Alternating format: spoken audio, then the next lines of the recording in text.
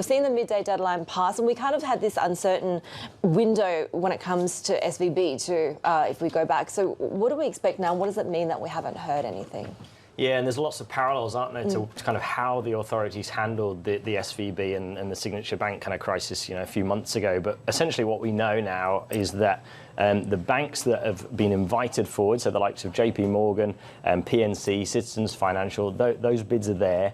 We know that there's kind of some quite frantic work going on behind the scenes. There's a few options for the FDIC if a final bidder doesn't come through. But really, this is about trying to have a communication and have an established agreement before markets get going on Monday, which is, of course, a pattern that we've seen throughout this crisis, where there's kind of a lot of jostling going on behind the scenes with the regulators and the banking system and some senior bankers that will allow a resolution of the immediate crisis. Because, of course, this is a stock that's lost more than 90% of its value this year. You had that huge wipeout in the price on Friday, and there is a feeling that they want to really get something done on Sunday. So the next couple of hours are probably quite crucial. What have regulators learned from what happened with SVB and Signature Bank? So what could be the other possibilities that you mentioned if that takeover deal isn't reached?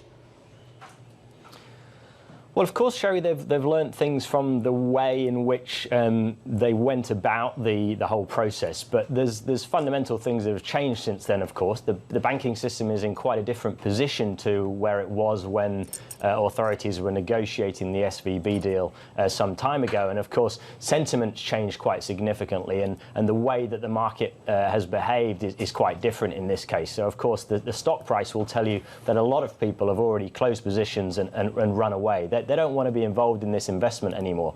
So a lot of this is about really trying to just seal that up, try to take a step forward that brings some closure for the existing investors, but more about controlling that contrarian sentiment idea. That's really more important for the regulators at this stage. And so they may be left in a situation where they don't have a bidder from the private market who's willing to agree to their terms, and in which case they have some options to either seize the bank, kind of do a formal failure, as it were, or as well this other option, this kind of this open bank option, as we call it, which will kind of allow them not to have a technical failure, but does give them a little bit more wiggle room. So there are still a few options on the table at this point. We saw with the participation of the big banks in the rescue this idea that the vulnerabilities affect the entirety of the banking system, right? Not just the regional lenders. So what are there implications for the broader outlook for the big banks?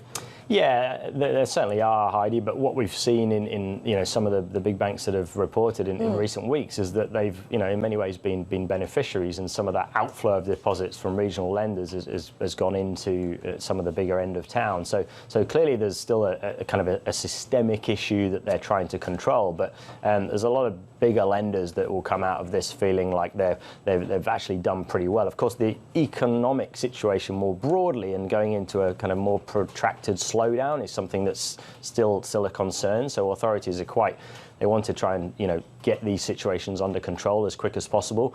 But this has been running on for quite some time now, so they'll be working hard Sunday night to see if they can get a deal done on this.